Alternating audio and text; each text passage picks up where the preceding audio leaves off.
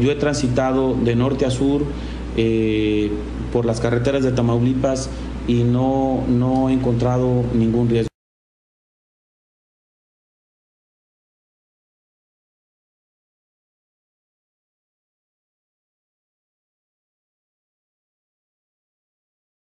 Si detectan que es una persona que viene con la finalidad de cruzar en forma ilegal a Estados Unidos, bueno, pues ellos lo bajan y le dicen, ¿sabes qué? Pues yo te voy a cruzar con una módica cantidad.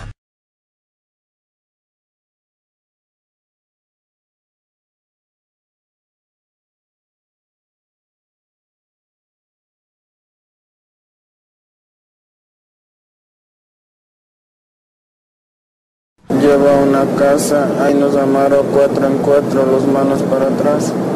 Ahí los tenía una noche. Nos botaron boca abajo, pues como escuché el ruido que disparaba. Yo pensé que disparaba por ahí al lado, pero no. Escuché que disparó a mis amigos. Ellos se fueron, esperé 2 minutos y levanté. Salí de la casa. Caminé toda la noche. Viajaban conmigo 76. 76 personas. Sí, mató a todos. Les digo a todos los ecuatorianos que ya no viajen más. La última comunicación que yo sé que hubo fue que ellos hicieron una llamada. Pues ellos siempre se encomendaban, encomendaban a Dios. A mis papás.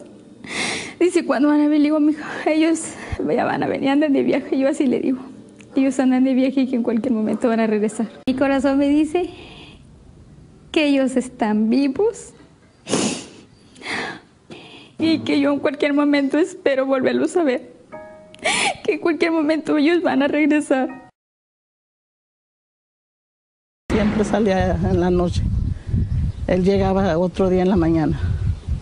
Y ya como él no llegó en la mañana temprano, pues yo anduve bien preocupada todo el día. Yo le decía a él que no fuera. Yo le digo, no vayas. No tan feo que está en estos días. Digo, pues sí, Ana, pero tengo que ir porque no tengo dinero. Mi hijo se dedicaba a comercializar toda la ropa de skate y aparte iba a comprar unas cosas para su bebito que iban a hacer. El mensaje decía, nos acaban de secuestrar, no hagas nada, no me marques y si llega a pasar algo, dile a mis papás, los quiero. Nos dijeron que no nos podían dejar ver los cadáveres y además que esos no eran que porque ya tenían mucho tiempo de... Vaya con los marinos, los marinos nos mandan con la Sedena con la PGR nos regresa a la Procuraduría del Estado y así nos traen.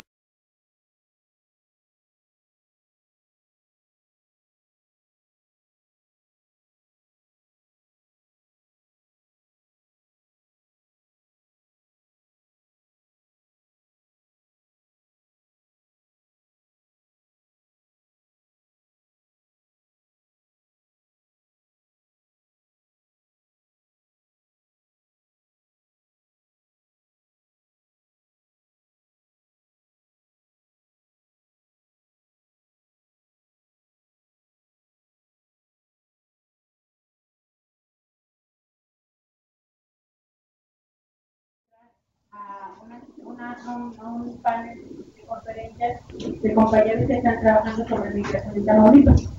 Entonces, ellos ahorita van a presentar sus investigaciones. Pero antes quiero agradecerles a todos que nos acompañan esta mañana. Sobre todo, también porque han estado involucrados en el evento, quiero agradecer la presencia del padre Alejandro Solaruche, que también queda por aquí con nosotros, del Fray Tomás González, también que nos acompaña, el padre también Gallardo que nos acompaña, la hermana de Elvira Berremano, también de los Escalabrines, que están aquí con nosotros. Ellos son personas muy vinculadas con la cuestión de los inmigrantes, con los padres que hacen trabajo de campo. Los nosotros no. Los trabajos de estos andan ahí en las casas de los migrantes y todo.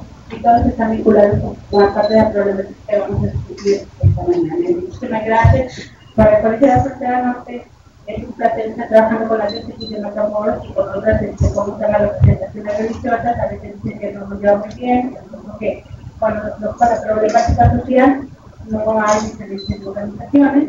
Entonces, muchas gracias por trabajar con nosotros.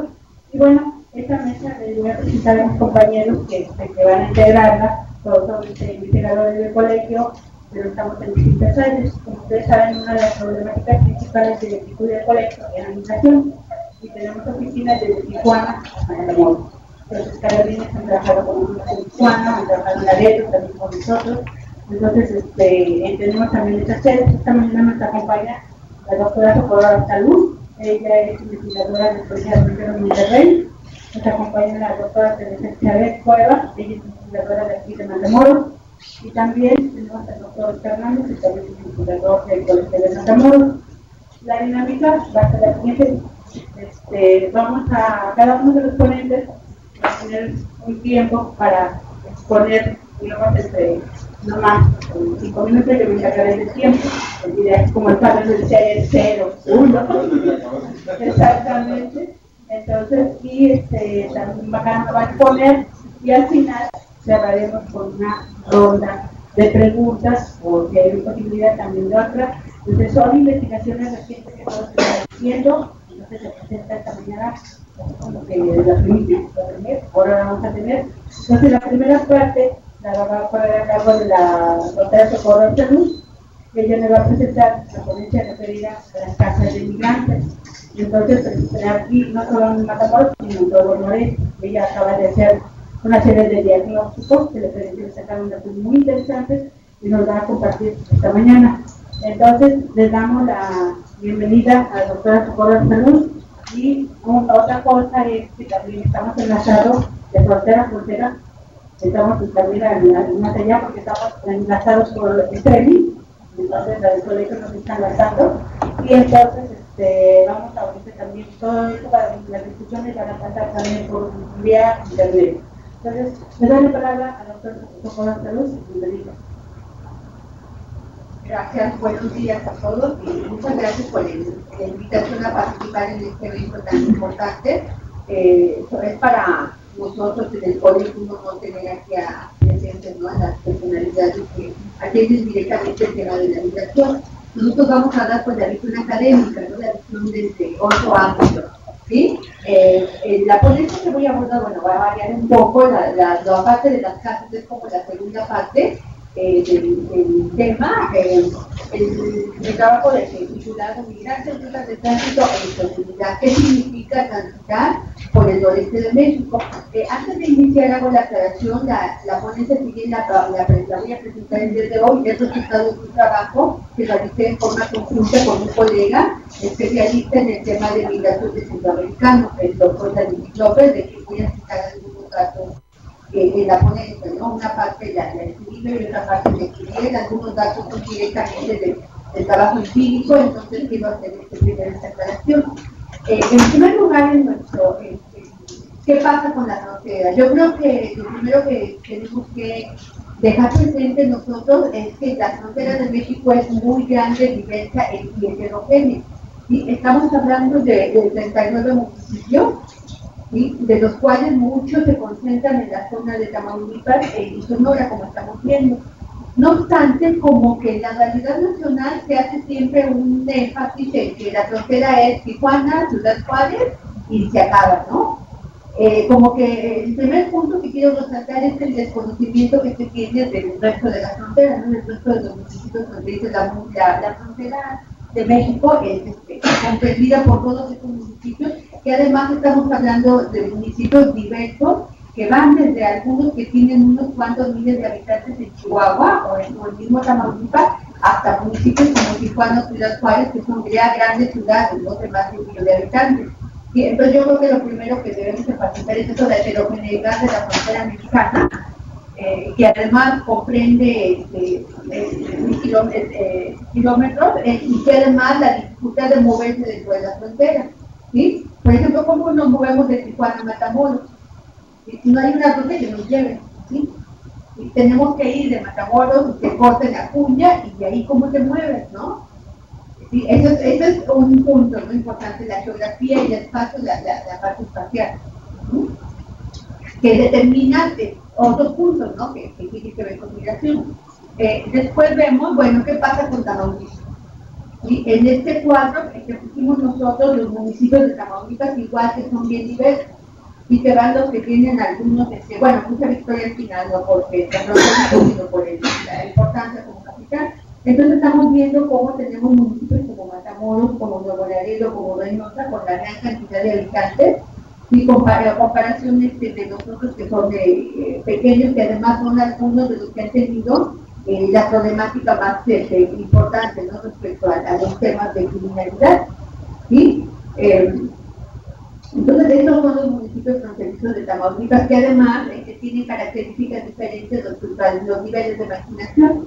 ¿Sí? Entonces, si bien toda la frontera es heterogénea, la frontera de Tamaulipas también tiene sus particularidades, ¿no?, que es la concentración en algunas ciudades y el despoblamiento de otros, ¿no? Hay municipios que se están completamente abandonados a la mano de Dios, y quien mejor que ustedes saben, ¿no? ¿Qué pasa? ¿Sí? Que los casos famosos y conocidos, y en gran parte fue eso, ¿no? Porque habían sido siempre abandonados, y que ahora con la situación eso se vino a complicar más. ¿Sí? Pues no es lo mismo el municipio de Mier que el municipio de Matamoros o de Reynosa, ¿no?, en cuanto a los niveles que podemos encontrar de control político, ¿sí? O de gobierno, ¿no?, en esta forma. Eso también tiene que ver, ¿no?, con otro tipo de resultados.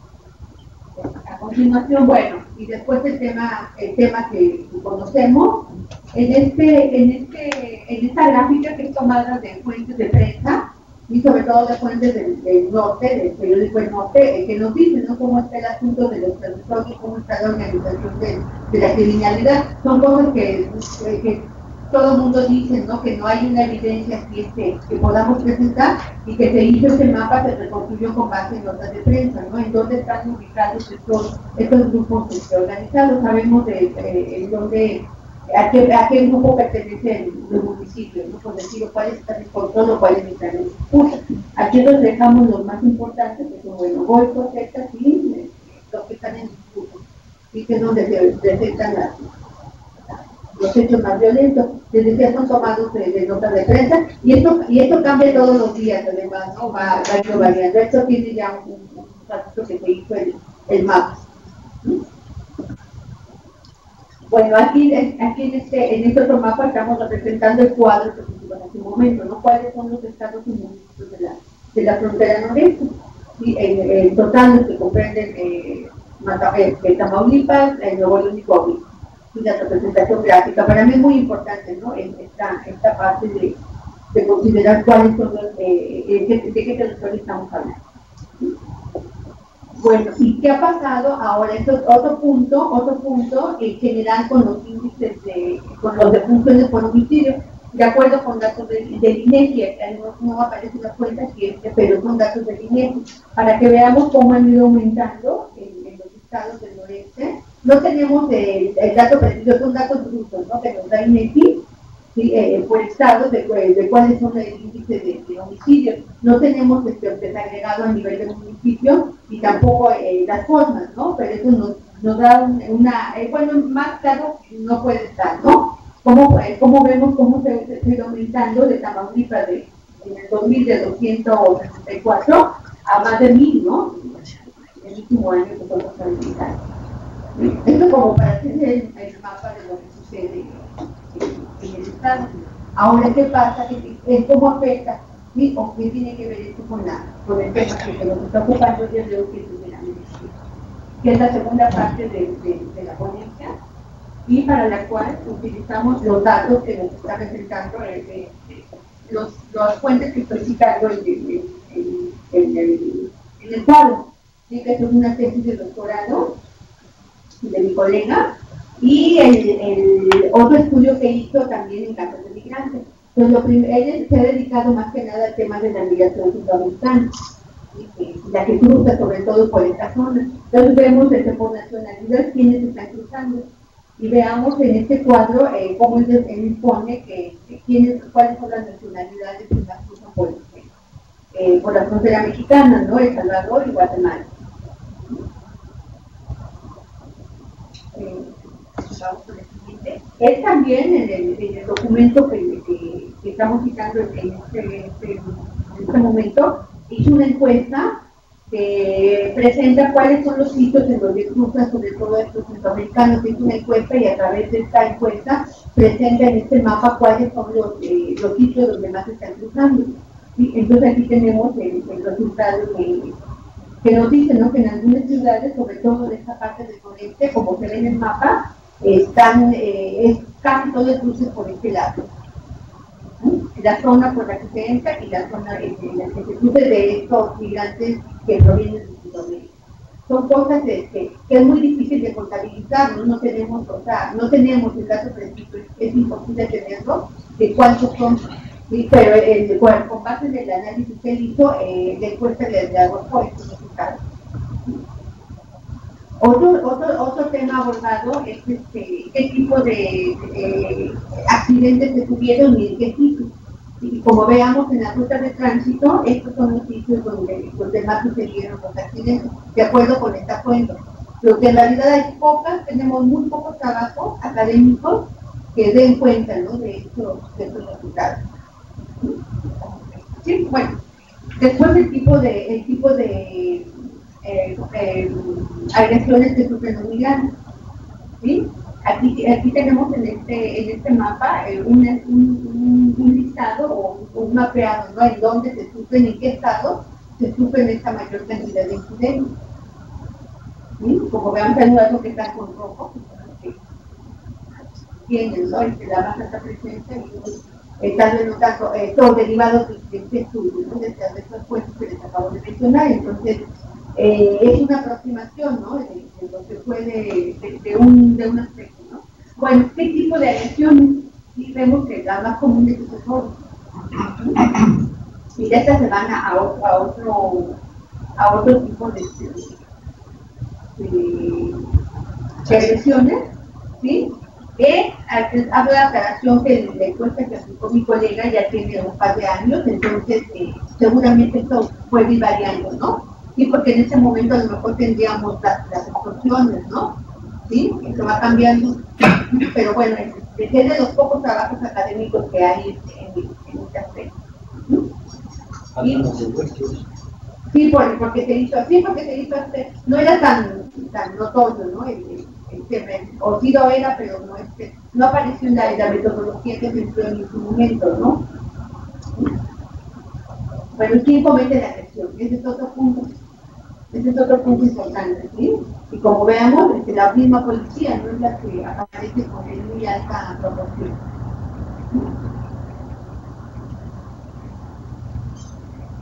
Y, bueno, ¿qué está pasando, no? Hay cambios en las rutas y destinos de tránsito, los riesgos y peligros que han aumentado, sobre todo en estas zonas del noreste, derivadas de la primera parte de la situación de que se ha ido complicando. Fenómeno que ha sido muy poco investigado, ¿sí? Nosotros como investigadores creemos que necesitamos también mayores trabajos, no más trabajos que aborden esta temática. Creo que es el momento, ¿no?, de presentar, ¿no?, y de indagar más al respecto, ¿no?, trabajos más académicos y sobre todo que tengan fuentes empíricas, ¿no?, que tenemos evidencias, ¿no?, que hay que contabilizar y que hay que demostrar, ¿no?, sobre todo para que las autoridades puedan tener estas fuentes para la toma de decisiones. Comentaba al principio la doctora Silvia Quintero de los diagnósticos que se hicieron durante el 2011 y 2012, diagnósticos que se hicieron en 4 municipios por parte del Colegio de la Frontera Norte. En este caso fue en Piedras Negras, en Acuña, en Matamoros y en Valle del Morro. Y en todos los diagnósticos se abordó el tema de la migración y aparecía siempre como un problema, ¿no? Es un problema para todos. ¿Sí? Para todos aparece como un problema, pero ¿cuál es, no? ¿Cuál es la solución? ¿Cuál es el enfoque que se está dando? Y a este respecto queremos entrar en la segunda parte, o a la que inicialmente iba a hablar, que ya no voy a hablar porque se me hizo más interesante presentar eso en este momento, donde las casas lo estoy trabajando todavía, pero la segunda parte tiene ayudas, ¿no? Tiene ayudas los que ayudan a los migrantes, ¿sí? ¿Cómo se los tienen estas casas? ¿Sí? ¿Quiénes las conforman? ¿Qué intervención tiene el gobierno? ¿Cuáles son los peligros que hace algunos días? Por eso fuimos a platicar con el padre Gallardo. Y en este tema, ¿no? Estamos trabajando actualmente para poder presentar, esperemos, algunas conclusiones. Entonces, bueno, por mi parte sería todo en este momento, pues agradezco y aquí estamos, ¿no? Cualquier otro comentario.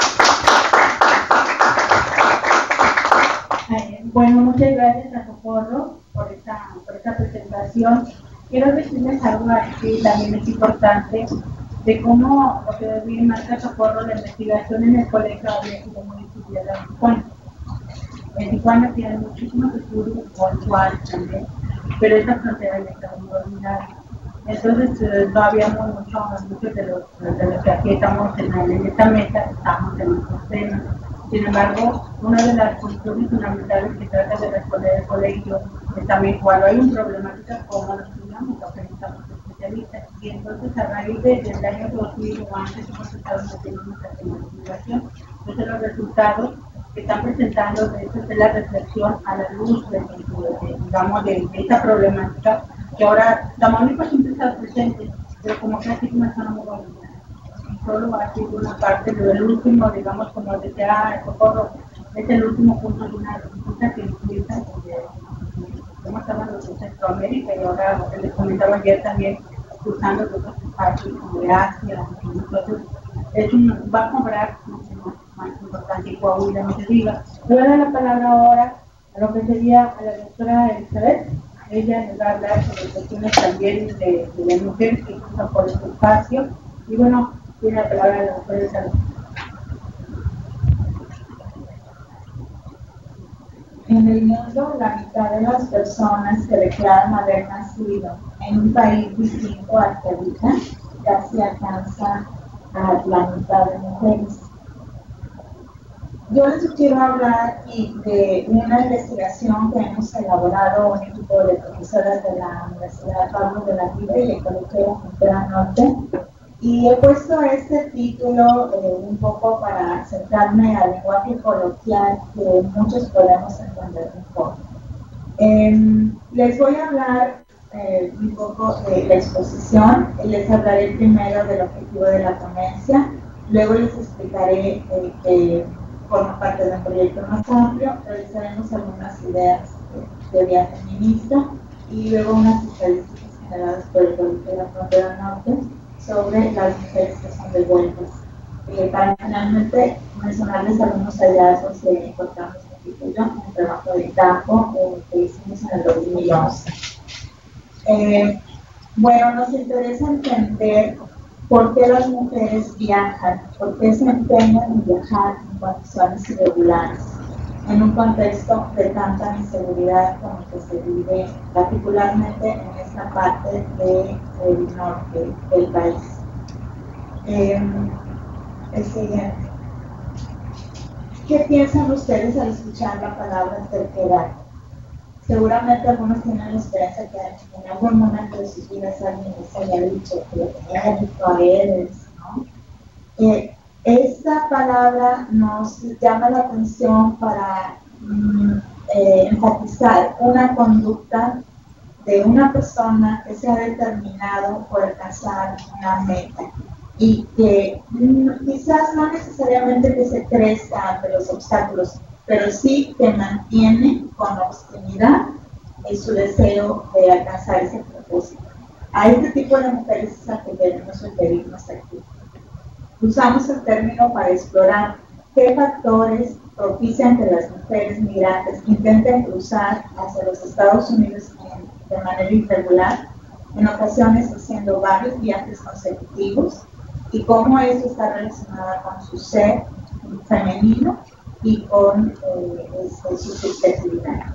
Los factores pues, es el contexto de alta inseguridad, la tradición del flujo migratorio que se tiene muchas veces en sus familias, la situación de vida y la subjetividad de las mujeres en relación a su rol principal, muchas veces de ser madre y de vivir en pareja.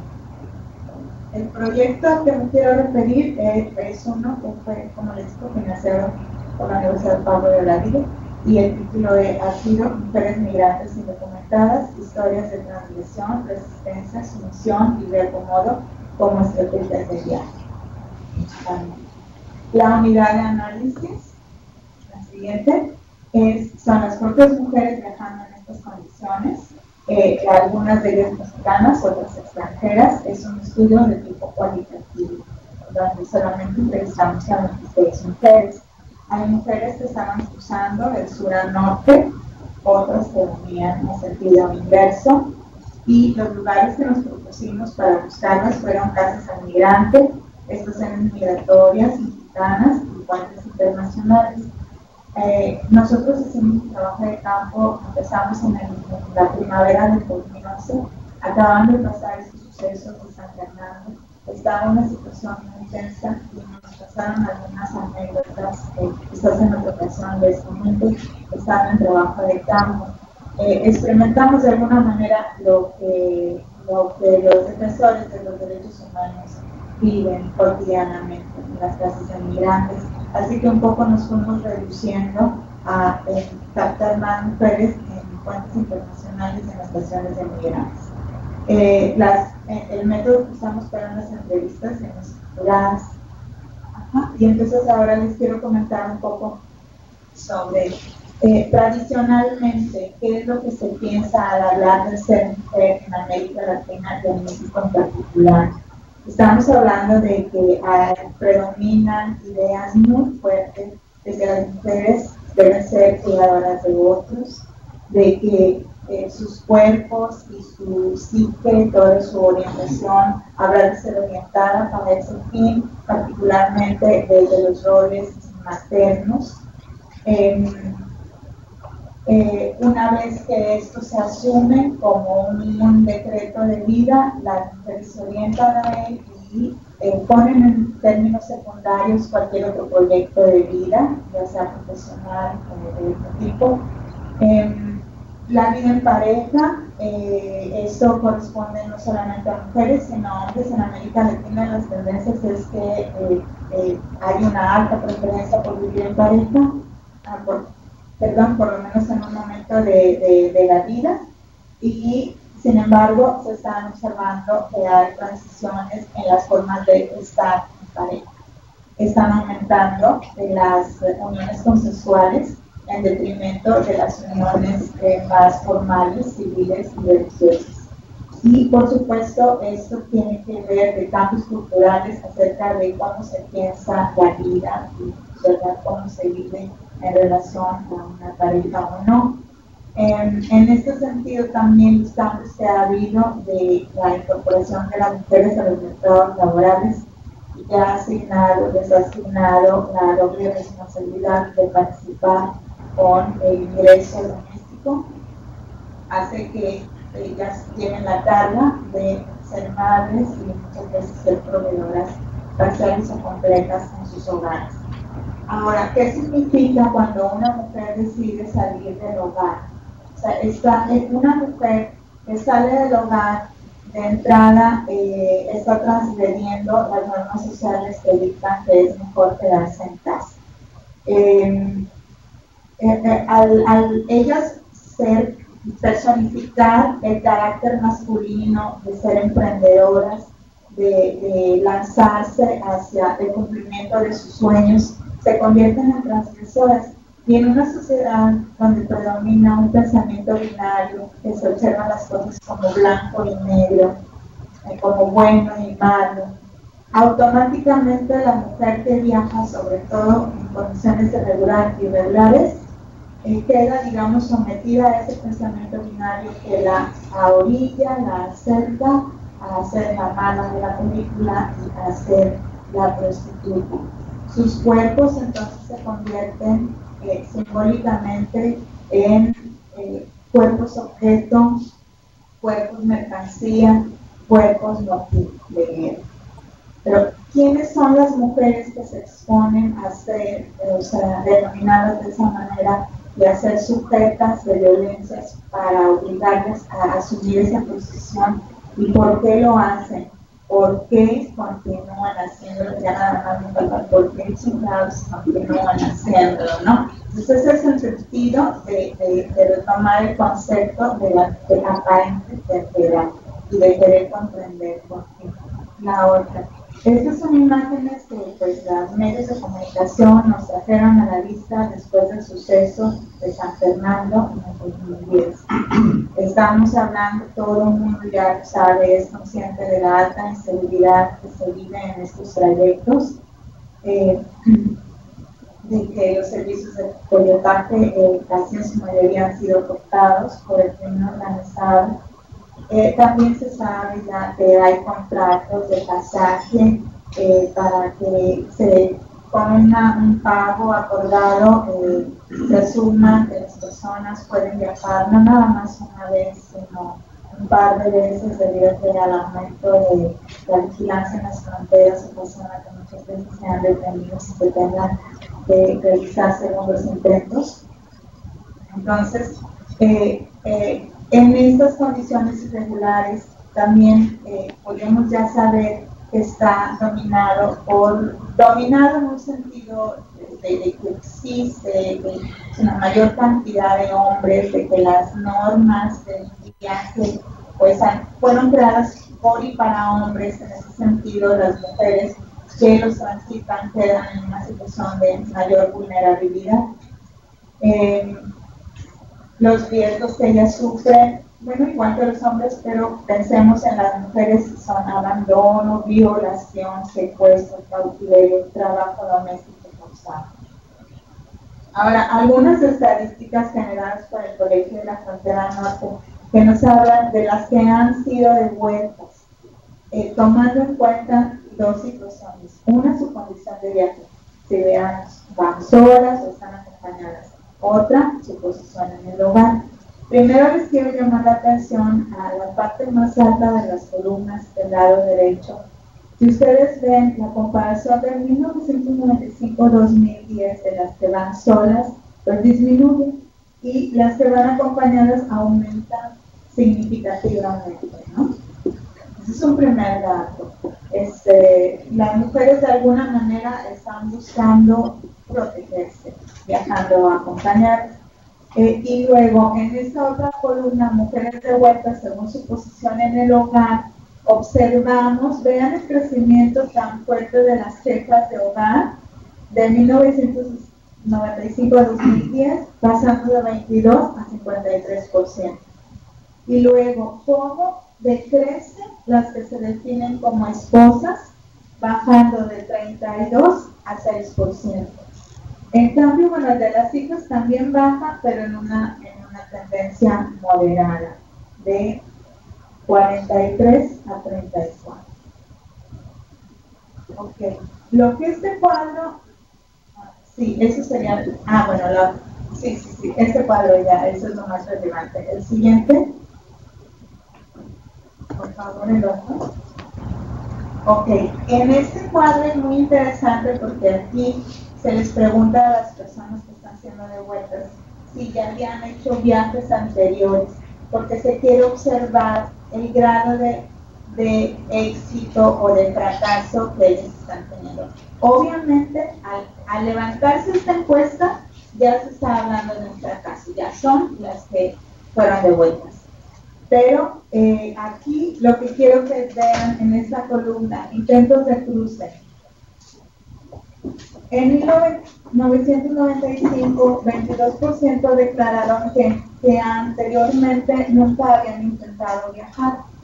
En el 2010, esa proporción aumentó. ¿Cómo interpretar ese dato? Nos está hablando que son mujeres que por primera vez se aventuran a hacer el viaje en esta situación.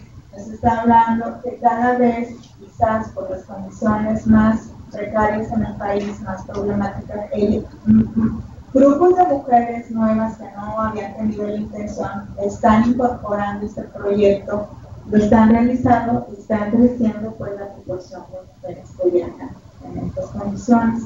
Esa es una cosa que hay que observar. La otra es, en las veces que ha cruzado, sin contar esta vez, y que no logró cruzar. El llamado de atención es aquí mencionar que entre el 80 y el 82% en los años mencionados fracasan en el intento. Esto es simplemente la constatación de que las políticas migratorias de los Estados Unidos, poniendo tantas guardias en la frontera, están dando resultados, o sea, y está imposibilitando que las personas que están viajando puedan tener éxito. Cada vez es más alto la proporción de detenidos. Bueno, ahora sí, un cuadrito más sencillo, el siguiente, sobre las mujeres que nosotros entrevistamos. Son 26 mujeres. Ahí se menciona cuáles van de norte a sur o viceversa. Pero a lo que voy a llamar la atención es que las que se les preguntó si regresarían al lugar de origen o lo intentarían de nuevo. Entonces, es más o menos sumando a las mexicanas y centroamericanas, son 11 las que van a regresar a su lugar de origen y 13 las que lo intentarán de nuevo. Digamos que en una muestra muy chiquita se vuelve a constatar lo que se realizó en el cuadro anterior, que más o menos la mitad hacen un segundo intento, por lo menos. De estas mujeres, lo que quisimos hacer es clasificar en relación a su proyecto de viaje, cuál es el catalizador principal para hacerlo. Pues desde su identidad femenina, por ser madres, ser esposas o compañeras. Y bueno, encontramos historias, varias historias de mujeres que son madres, esposas, que su principal idea para viajar es la reunificación familiar, trabajar en un futuro con mejores condiciones de bienestar y realización para todos. Veamos el primer ejemplo nada más.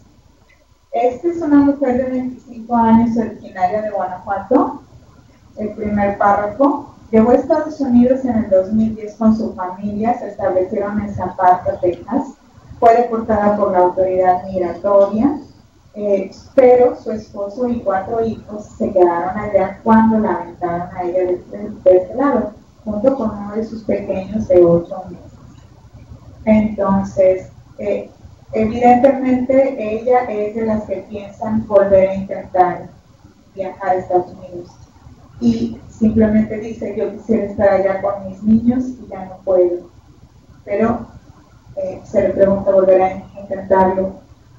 Creo que sí. Esa es solamente una narrativa que nos ilustra, nos explica por qué alguien se empeña en regresar, en este caso regresar a Estados Unidos. La otra, vamos a pasarla a la siguiente, por favor. También aparece un tipo de mujer madre que visualiza un mejor futuro reunificándose con su pareja que está en Estados Unidos y deja a su hija atrás con su madre. Le duele esta situación, pero hay una tensión entre con quién está y qué hacer hacia el futuro, pero se lanza por el proyecto del viaje. Rápido vemos esa narrativa. Es una mujer de 25 años de Ecuador. Ella fue detenida por autoridades migratorias en la frontera mexicana y quiere llegar a Nueva York. Allá vive su pareja. Ella sabe que él lo intentó 7 veces. Por lo menos está dispuesta a hacer un segundo intento, que es parte del contrato con la persona que ellos están, bueno, las personas que le están llevando. Dice, tiene ganas de volver a intentar hasta llegar, hasta conseguir mi objetivo, hasta llegar a mi meta. Otro tipo de mujer que encontramos son madres en situación de conflicto de pareja o solas. Se visualizan en un mejor futuro personal mientras el rol materno pasa a segundo término. Si bien las abuelas están acá. El proyecto de pareja en este caso aparece más diluido. No me detengo en la narrativa por el tiempo. Seguimos con la última clasificación, mujer joven y sin hijos. Se visualiza a sí misma con la capacidad de forjar un mejor futuro y no tiene definido un proyecto de pareja ni de familia. Trata de escapar de ese doble deseo. Aquí sí, por ejemplo, me gustaría llamar la atención en ese párrafo a la mitad de la chica de Oaxaca. Sé que mis sueños que yo tengo serán realidad, pero verdad estoy pidiendo a Dios que sí, esta vez que lo intente, no pude, porque la otra vez que Dios me ayude. Vamos a pasar a las conclusiones. Bueno, en términos generales, queremos decir que todos los migrantes son resilientes, digamos, se levantan ante los fracasos, están buscando alternativas a su condición a través de este proyecto migratorio. Entre los factores que pueden estar incidiendo en intentar el viaje, pues está la existencia de un mercado para la migración a lo largo de su trayecto de viaje, la planeación muchas veces realizada desde Estados Unidos de la familia, el ejercicio de la tradición migratoria, un capital social de la experiencia migratoria familiar, como dirían autores como Moreno, cambios sociodemográficos que abusan un aumento en la participación de madres solteras como jefas de hogar y mujeres jóvenes que contemplan escenarios con posibilidades más abiertas para ellas. Y retomando el concepto que hemos querido usar de terquedad, las motivaciones de las mujeres migrantes están muy relacionadas con la construcción social de lo femenino. Y aparecen rostros de mujeres madres diferentes, algunas en conflicto de identidad, otras dejando sus hijos con las abuelas aventurándose literalmente a explorar nuevos caminos, y otras que se lanzan a dejar por proyecto propio. Sin embargo, no parecen estar llegando muy lejos, el sistema las atrapa, las violenta. En el mejor de los casos, de los que nos damos cuenta, no se les permite cruzar. Hay otros destinos, y incluimos esto de la trata de blancas, que no se alcanzan a visibilizar en nuestro estudio, excepto por el hecho mismo de la clandestinidad del viaje de las mujeres. Lo difícil que es encontrarlo a las otras personas. Muchas gracias.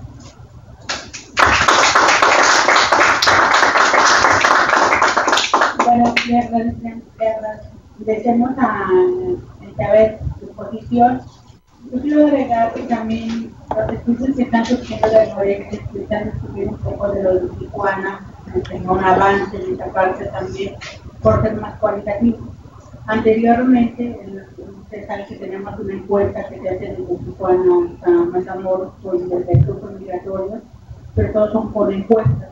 Entonces yo creo que esto, los estudios que está aportando, han hecho otros estudios sobre, por ejemplo, de los migrantes mixtecos que vienen ante lo que también la parte de lo que sería Estados Unidos, pero sobre todo recuperando los patrones culturales. Yo creo que aquí la importancia de los actores, entrevistar a los actores, a las casas donde se mueven, todo lo que recorren, creo que es una de las aportaciones que también está viendo. Entonces, hasta ahora también en esta misma línea, presentar, Fernández se puede hablar sobre niños migrantes usando por esta región, y bueno, también tiene una palabra de Fernández. Muchas gracias. Quiero presentarles los resultados de un trabajo que inicié el año pasado sobre estos menores que son repatriados, menores mexicanos. Es un trabajo que se inició, es cualitativo, en la mayoría, y lo inicié en marzo y lo cerré, trabajo de campo propiamente, en noviembre, ¿no? Para arrancar un poco, ¿qué es lo que se aborda dentro de la literatura sobre los menores migrantes indocumentados? Bueno, son 4 ejes en general, ¿no? En primer lugar, bueno, pues aquellos hijos de migrantes que están en México, los que emigran a Estados Unidos solos acompañados, que es el caso de estos que son repatriados, que son remitidos a los centros de atención a menores fronterizos, los hijos de migrantes mexicanos en los Estados Unidos y los menores en la frontera norte repatriados o que andan deambulando por ahí. Estos, digamos, son esos ejes de análisis, pero obviamente hay traslapes, ¿no? Por ejemplo, en el eje número 2 y en el eje número 4, pues hay mucho entrecruce, ¿no? O sea, menores que son repatriados, pero vuelven a intentarlo en ocasiones y luego andan deambulando aquí en la frontera, ¿no? Bueno, un poco para ver datos duros, que nada más dan panoramas, pero reflejan al final de cuentas, ¿no? Bueno, ¿qué observamos? ¿Cómo está la situación de los menores migrantes que son repatriados por todo el norte de México, ¿no? O sea, todas las ciudades del norte del país? Bueno, a grandes rasgos lo que podemos notar es que hay un pico muy grande, ¿sí? 99-2000, pero ya de 2001 hacia abajo empieza a bajar el asunto. Y esto no tiene gran ciencia, ¿no? 2001 es cuando relacionado con el 9/11, entonces las fronteras empiezan a cerrarse, empiezan a hacerse pues más seguras en la versión estadounidense, y esto, bueno, no solo dificulta más el cruce de menores o de adultos, ¿no? Sino también, bueno, pues va bajando la cantidad y obviamente la repatriación. Pero otra cosa que observamos es que al menos en lo que respecta a los menores, pues esa cantidad de los repatriados nos está diciendo algo, o sea, cada vez han sido menos, o sea, cruzan menos la frontera, son detenidos, van regresando. Pero también nos está hablando la gráfica de que la brecha por sexo cada vez se va emparejando un poco más, o sea, ya no solamente están migrando niños, ¿sí? O sea, sino también cada vez más migran niñas, ¿no? Entonces es un fenómeno que se está dando de manera muy similar a lo que pasa con la migración de adultos, que cada vez más se incorporan mujeres. Ok, pero ¿qué sucede en el caso de los menores repatriados, pero propiamente por la frontera de Tamaulipas? Bueno, aquí la situación es un poquito distinta, ¿no? Vemos picos, o sea, mayor repatriación entre lo que sería el 98 y el 99, y a partir de eso disminuye drásticamente, ¿no? Pero a partir del 2007 se empieza a incrementar, ¿no? Okay. ¿Qué es lo que sucede?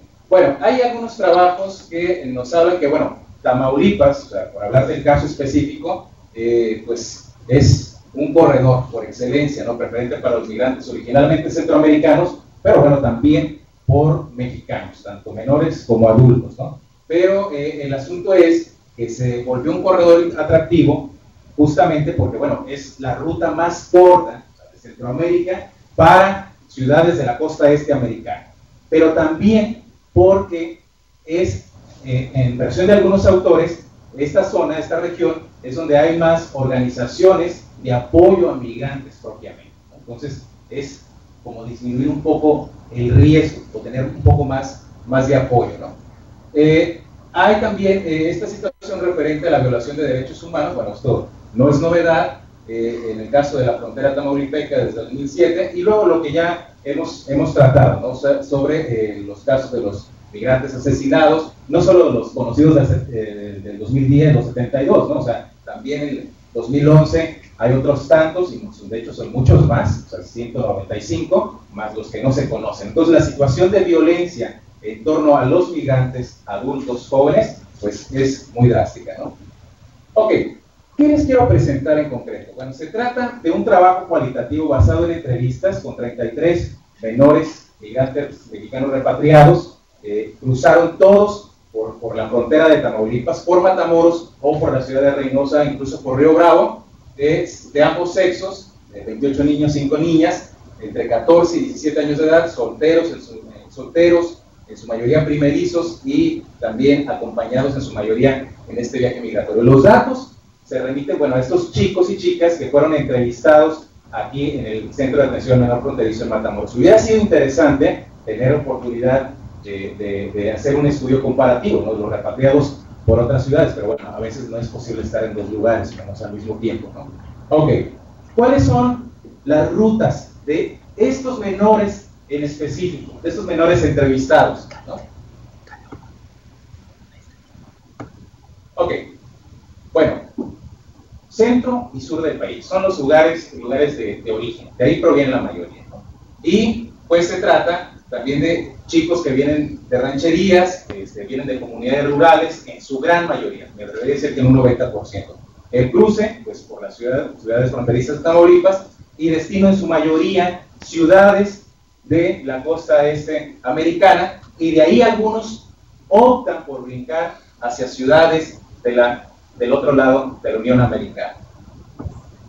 Ok, ¿cuál es una de las cosas? Bueno, el riesgo. O sea, en la literatura sobre migrantes se habla mucho del riesgo, se habla de los peligros, y a veces parece que se habla de la misma cosa, se habla de sinónimos y no se puede diferenciar, ¿no? Hay matices de diferencia, pero bueno, yo aquí me voy a referir a los riesgos, ¿sí? Como esas condiciones potenciales de que las personas puedan ser agredidas, pero no solamente de forma física, sino también de manera simbólica, que son las agresiones que a veces se nos olvidan, ¿no?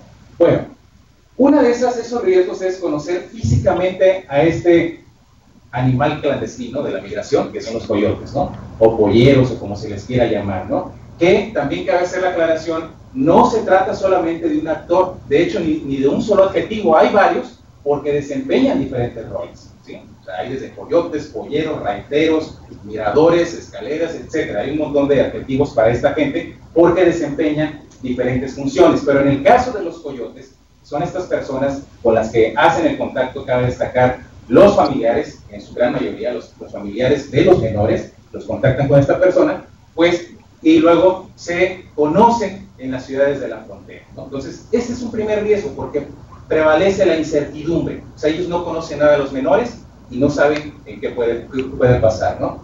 El otro riesgo es ser llevados a estas mal llamadas casas de seguridad, que pueden ser casas propiamente, o sea, casas semiabandonadas, o bodegas, etcétera, ¿no?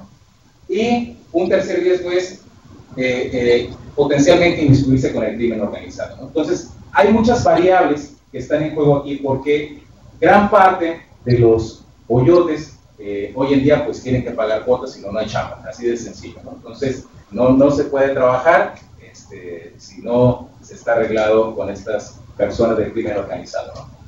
Ok, otra faceta, bueno, es el ritual del cruce. Medio mundo habla, en la migración habla del cruce, pero pocos se detienen a hablar de qué significa el cruce propiamente, ¿no? Y en el caso de cruzar por el agua, cruzar por el río, ¿no? Bueno, inicialmente, saber nadar, eso que a priori lo damos por sentado, es algo muy significativo, al menos en las experiencias de los menores migrantes, ¿no? Saber nadar, al menos significa, es parte de un proceso de aprendizaje masculino, que empieza justamente porque nacieron en comunidades rurales, donde, bueno, muchos de ellos aprenden a nadar, ¿no? Entonces, eso es parte, ¿no? Pero también, al cruzar en sí mismo, hay que agarrarse de una balsa, de una cámara. Si se llega a hacer eso por parte de los chicos, de los niños, pues es una forma de mérito en sí mismo, ¿no? Es como posicionarlo en lo femenino, ¿no? O sea, los hombres se supone que deben saber nadar, se supondría, ¿no? Ok. Por otro lado, hay diferencias generacionales y de género en el saber o no nadar para cruzar el río Bravo. Esto es muy importante, ¿no? En las narrativas de algunos de ellos, cuando yo les preguntaba, ¿y te subiste en la balsa, te subiste en la cámara? No, ¿cómo? Ahí iban las niñas, ahí iban las mujeres, iban los viejitos, ¿no? O sea, es algo que los marca una diferencia cultural, ¿no? Ok, luego esto que yo denomino, apropiando un concepto de la literatura académica, que es la ilusión, ¿no? Es de cruzar al otro lado. Esta noción alude a esta competencia despiadada en un juego de la vida en general, aunque no se conozcan las reglas ni las fronteras del mismo, ¿no? Y esto significa que el cruzar la frontera o las fronteras es una forma de construcción de una ilusión, es decir, una forma de competencia despiadada, se quiere ver así, ¿no? Hay que cruzar no solo por que no los agarre la migra o la gente de la patrulla fronteriza o quien sea, no hay que cruzar solo rápido por eso. También hay que cruzar rápido y en silencio e incluso ser mejor que los otros. Hay que demostrar que se tiene el aguante y no el cansancio. Esa es esta competencia simbólica, ¿no? Ok, pero las casas de seguridad, cuando llegan los menores a estas ciudades fronterizas, pues los chicos ingresan, pero también después de cruzar el río propiamente, hay otras casas de seguridad, o sea, hay otra fase, ¿no? Y ahí es donde se pasa, o sea, al cruzar justamente el río se deja el coyote y se llega con el guía, ¿no? Digamos que es el coyotito segundo, ¿no? O algo así, ¿no? Y es el que los lleva, ¿no? los lleva a otra casa de seguridad. Pero tiene algo muy interesante que sale en las narrativas de los menores. Hay 3 reglas básicas que hay que cumplir, hay que ajustarse. Esta es la violencia simbólica que hay en las casas de seguridad. Primero, no hay que asomarse a las ventanas. Segundo, no hay que usar teléfonos celulares. Y tercero, no hay que hablar entre sí. Son reglas del silencio, son reglas que constriñen por razones de seguridad a los propios guías o a los otros coyotes, como bueno, obviamente lo pueden ver los vecinos, pero que también empiezan a construir un tipo de violencia al interior, un tipo de violencia del encierro, ¿no? Ok, entonces esto se trata finalmente de encierro como una prueba de dureza. Hay que aguantar, hay que hacerlo por un fin más amplio, pero también es una prueba de valor y de diferencias de género. O sea, hay quienes no lo soportan, al menos en el caso de los menores. En la mayoría de las niñas no soportaban esto y esto implicaba una serie de represalias, ¿no? Esto en sus propios derechos, ¿no? Y después de estas casas de seguridad, bueno, vienen los riesgos porque hay que seguir caminando. ¿Sí? Hay que seguir caminando dentro del otro lado, ¿no? Aquí siguen los guías, pero luego entra otra figura que son los raiteros, ¿no? Son camionetas, gente con vehículos que van por estas personas y, bueno, los van acomodando y son estas formas a veces, no a veces son inhumanas de acomodar y acomodar y acomodar, como sardinas, ¿no? Para pasarlos por algunos centros de revisión o por las carreteras para que no se den cuenta, ¿no? Caminar es otra prueba de dureza y de competencia. Es una forma de competencia, pero también es una forma de violencia simbólica, ¿no? Y el cansancio también, o el aguante, siguen siendo como las 2 caras de una moneda que van jugando los menores y también los adultos propiamente, ¿no? Pero el cansancio propiamente llega a representar un símbolo de debilidad masculina. No así es visto en el caso de las mujeres, de las menores mujeres, ¿no? En el caso de los varones se trata de una expresión o un síntoma de vergüenza y de frustración. Ok, bueno, se trata de menores repatriados, ¿no? Finalmente no cumplieron, o sea, no lograron hacerlo, así de sencillo. Entonces son detenidos, ¿no? Son detenidos por agentes de la patrulla fronteriza y después se sigue todo este llamado protocolo, ¿sí? Para retornarlos, para repatriarlos. Yo no soy de la idea de la deportación implica otra cosa, ¿no? Esto es repatriación. Ok, pero el asunto es que, en primer lugar, nos encontramos en sus propias narrativas con esto que son los métodos de los agentes de la patrulla fronteriza. La separación. La separación es algo que impacta las experiencias de los menores, ¿no? Si la mayoría de ellos iban acompañados con adultos, separarlos en ese proceso es una forma tremenda.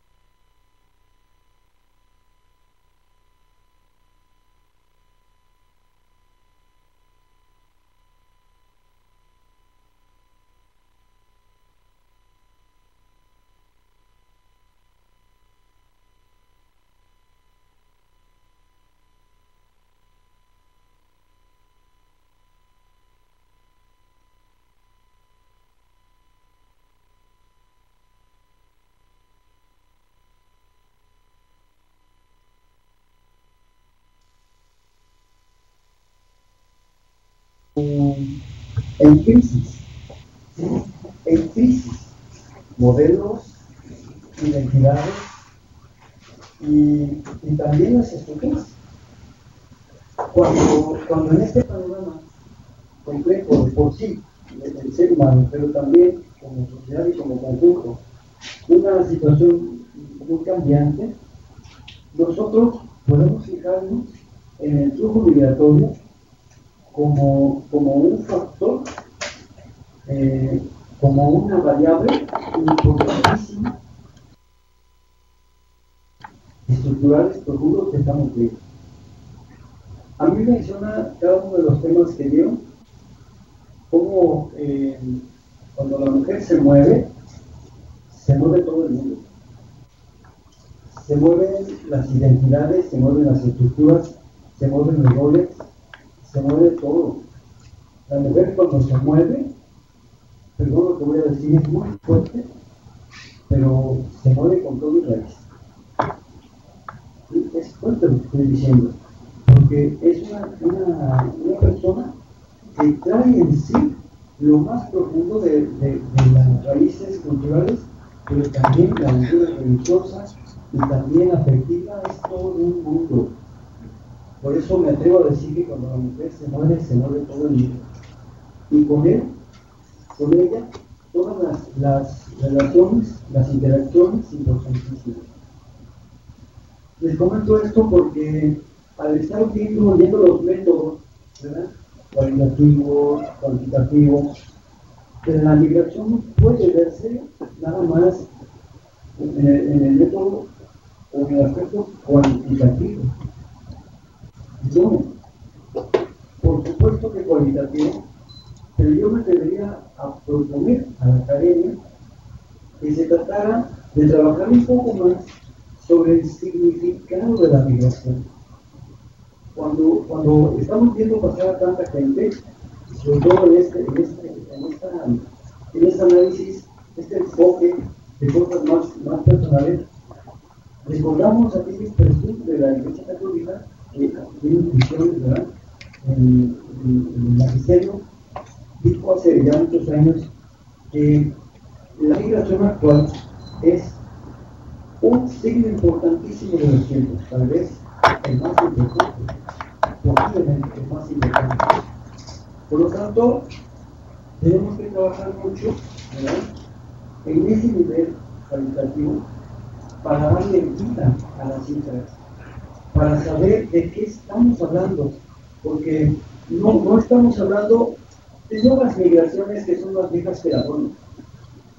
Estamos hablando de migraciones que están transformando el mundo, que son signos de cambios profundos, cambios de identidades que se están dando, pero también finalmente es mi vida, hoy y aquí. Yo fui dedicado pues a analizar, a observar, a contemplar este caso de los migrantes, especialmente de las mujeres, y obviamente de los menores y de todo, pero créanmelo, es un reto para todos el tratar de ver en todas sus dimensiones hasta donde sea posible la capacidad y ver el significado como un referente de lo que está pasando con México. Pero también yo les voy a decir algo: cuando la mujer tiene que salir porque está violentada estructuralmente por muchas razones, porque las instituciones no le respondieron, ella dejó sus raíces y se va con todo y todo. Esto equivale a decir que nada falta, que ya posiblemente no tiene que regresar, no va a volver.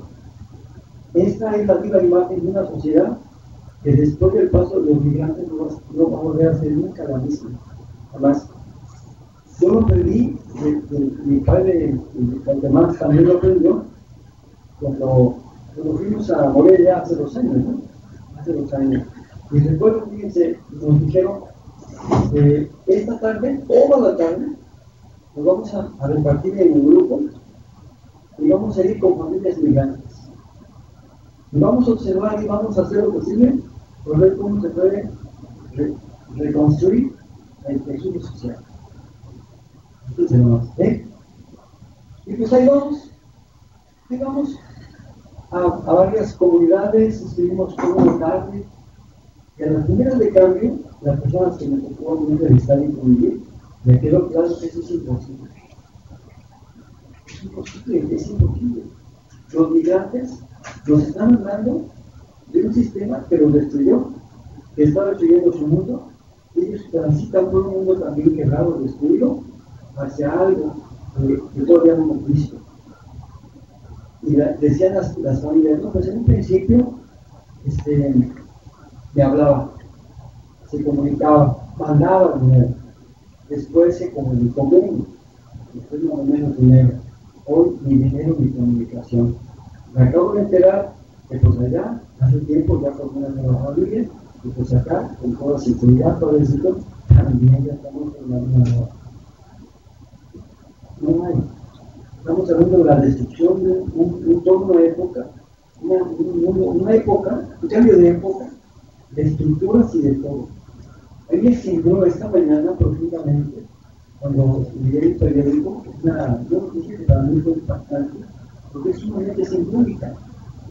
El Papa, diciendo a un chavo romano, que le escribió una carta y ella habló por teléfono, me dijo, háblame de ti. ¿Sí? El Papa. Háblame de ti. Porque realmente, pues, los apóstoles hablaban del Señor Jesús, hablaban de usted, y no lo decían su excelencia. Entonces, imagínense el impacto psicológico que tiene esto a Francisco, ¿no? Por lo que estamos viendo todavía una estructura que ya se está desmoronando, gracias a Dios, la estructura monárquica de esta desviación terrible de 700 años, y que de repente nos están hablando de este cambio. Este solo hecho nos permite vislumbrar otra iglesia diferente en los próximos años, cuando a los obispos y a los padrecitos les caiga el 20 de que ya no somos una monarquía, que debemos ser el pueblo de Dios. Pero vuelvo a nuestra sociedad, vuelvo a nuestra cultura, vuelvo al tiempo que nos tocó a nosotros mismos. Nosotros hemos crecido en una sociedad ciertamente convencional, donde todo está de cabeza, pero lo peor de todo es que nos hemos acostumbrado a que todo es normal. Nuestro peor error en el fin es una normalidad. Por favor, no puede ser normal lo que está así. Los migrantes tienen la valentía, el valor de dejar todo eso que nosotros las mujeres cargamos con sus raíces, dejando todo su mundo, atravesando un México incierto y cruel, y además llegando a un lugar de destino utópico que es un mito que no sabe lo que va a pasar.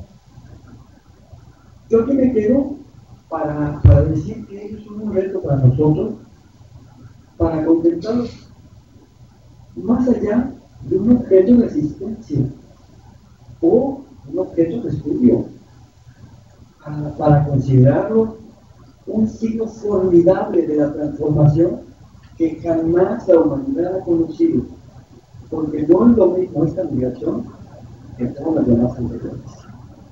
Esta migración es trascendental, lo estamos viendo. Yo invito a la academia a que trate de incursionar más por el método cualitativo, porque de ahí depende el sentido que esta generación tendrá, y sobre todo para atisbar ese mundo nuevo que los migrantes van a construir.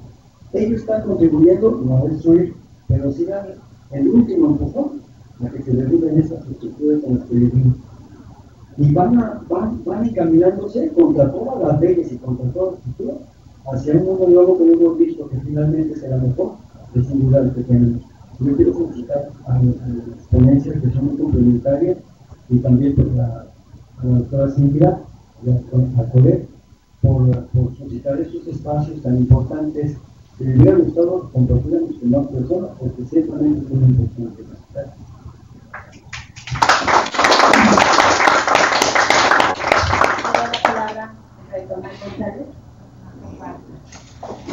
Muchísimas gracias por la invitación y muchas felicidades también a los que nos compartieron.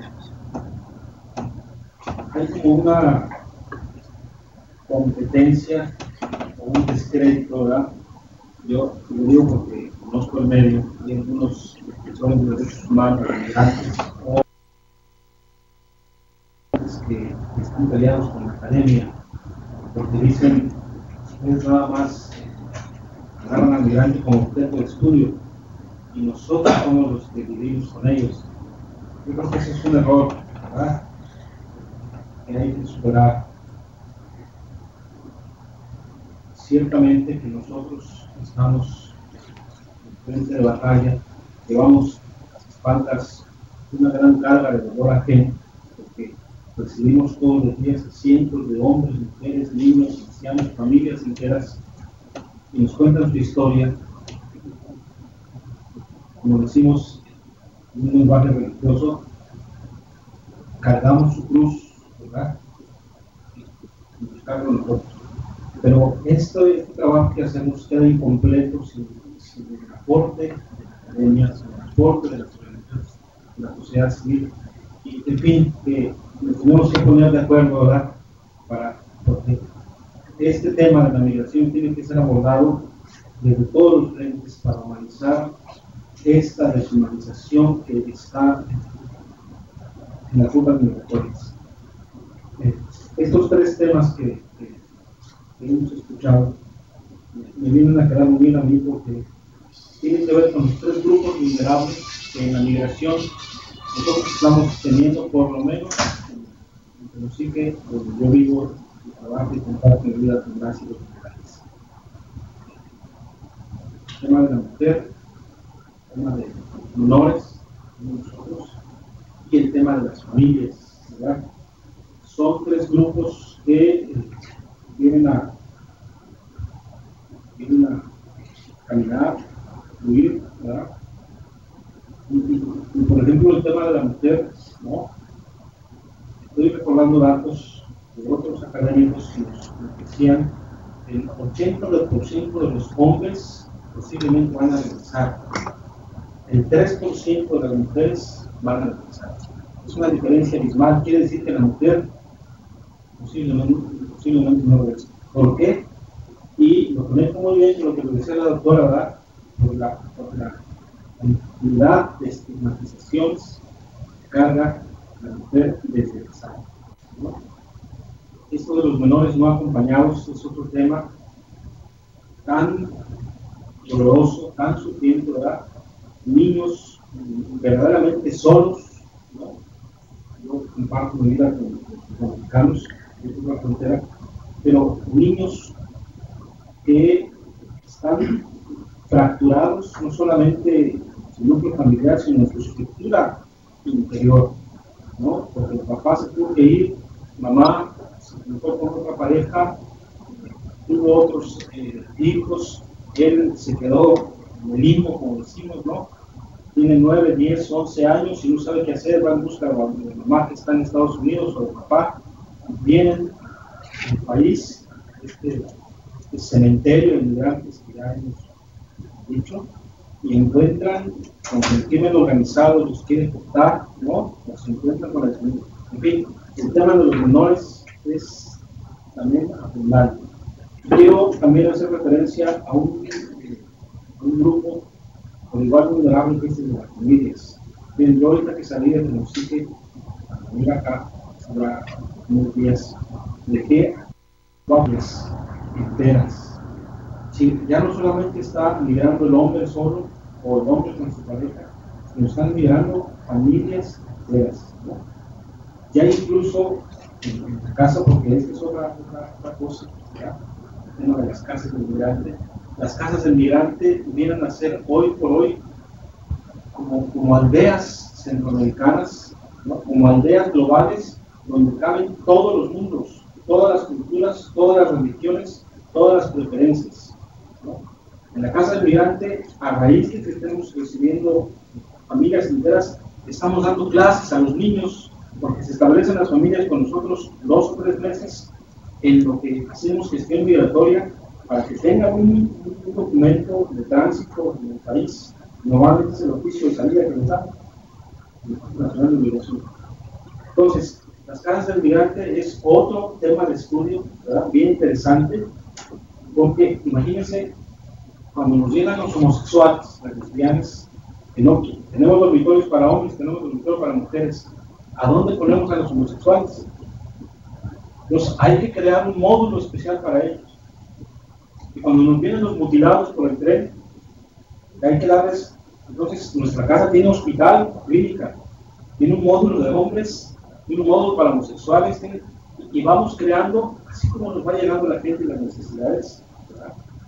Allá, pero sí que decimos, gracias a Dios, nos da un terreno bastante grande, de 2.020 metros cuadrados, y vamos construyendo, pues así como va, una pequeña ciudad autónoma, y vamos ofreciendo en la casa del migrante a los que llegan, migrantes a los migrantes, lo que en su país no tuvieron. En primer lugar, el alimento básico, el trato digno, ¿verdad? Ahí empieza nuestro servicio, decimos nosotros, nuestro servicio evangelizador, nuestro servicio social, nuestro servicio de la lo que no encontraron en Centroamérica, lo que no es pasar no hay estacionamiento, es un total. Entonces, nomás que me dejen la entrada y ya de venida, pues le hablo o me vengo caminando. Está cerca. 3 horas, 3 días, 5 días, por lo menos que tengan una vida digna. En fin, quiero terminar, ¿verdad? Haciendo un llamado a todas las personas que nos convocan estos días de actos religiosos, de memoria, de actos académicos, es precisamente la sangre derramada en este estado tan sufriente de las migrantes, no solamente mexicanas, sino mexicanas, ¿verdad? Hemos repetido hasta el cansancio y no nos vamos a cansar de repetir. Ahí donde hay lugares de maldición, donde hay lugares de crucifixión, donde hay lugares de muerte, nosotros, la academia, los de derechos humanos, las iglesias, las instituciones, la sociedad civil, los individuos, tenemos que esforzarnos por crear vida, dar vida, por humanizar. Hay una frase del padre Pedro Pantoja, dice él, hablando a estos grupos que van migrando, cuando migra la mujer, migra la vida. Cuando migra el indígena, migra la historia. Cuando migra el joven, migra la esperanza. Cuando migra el niño, migra el futuro. Y cuando migra la familia, migra absolutamente todo y estamos transformando la historia. Esto es otra cosa, ¿verdad? Estamos impulsando desde las casas de migración. Ya no nos contentamos ni nos satisface solamente con dar de comer, curar los pies o los dolores musculares o consolar. Nos estamos convirtiendo con ellos en sujetos históricos para transformar esta historia tan sufrida. Muchísimas gracias.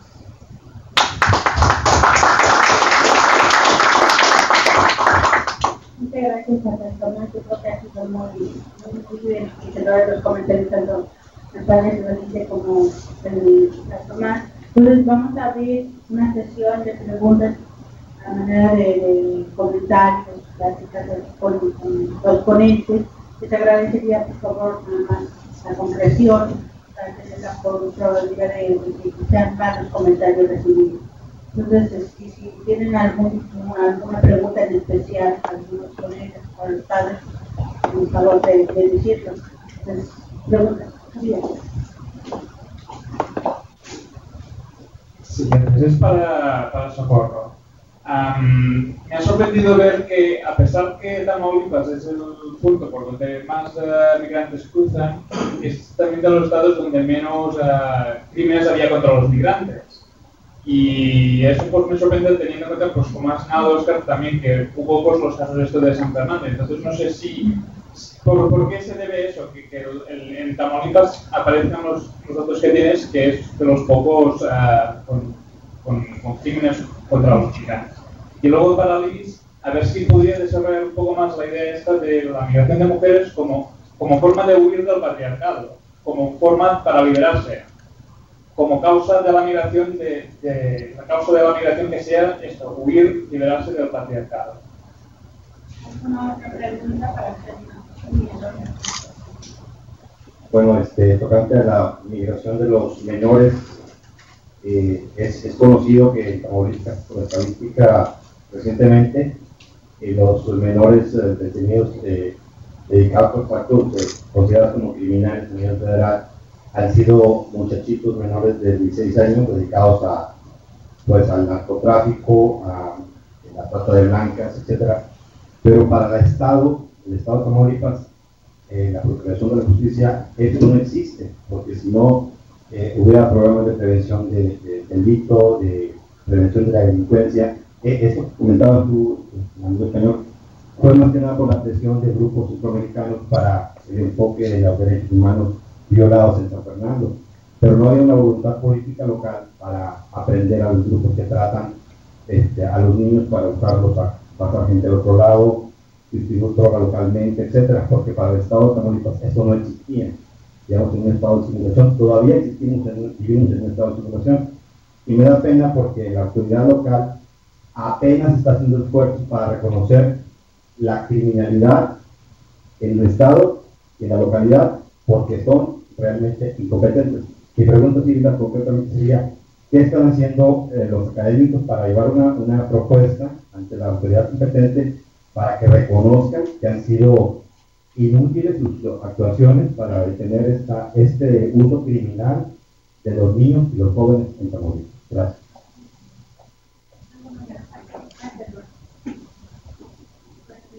Yo nada más un comentario. Nos quejamos mucho que las autoridades norteamericanas tratan mal a nuestros connacionales, pero es sorprendente ver que nada más pasando el puente y ellos, no, como dice el padre Tomás, el trato digno. No hay un trato digno para nuestros ciudadanos. Hay un problema de concientización a la ciudadanía, de sensibilización. No son delincuentes, son personas que van en busca de un futuro mejor. Yo creo que como cualquiera de nosotros lo haría. Son personas con mucha necesidad. Ayer mismo nos tocó conocer a Rosalba, una migrante de Oaxaca, de San Juan, de Oaxaca, embarazada de 4 meses. Una madre no sabe y después de su bebé, una madre no sabe con la necesidad. Entonces, la acompañó al médico para que le hicieran los estudios necesarios. Y lo primero que le dice la persona que lo tiene, ¿para qué se salen de su lugar? De partida ya tienen un caso. Y ella le dice, le contesta sabiamente también, Rosalba, es que no teníamos para comer. Entonces es un problema de sensibilización. Son humanos, son personas que merecen un trato digno. Son nuestros connacionales, es nuestro prójimo y tenemos el deber como ciudadanos de apoyarnos y de ayudar. Bueno, voy a regresar y voy a abrir después la presentación.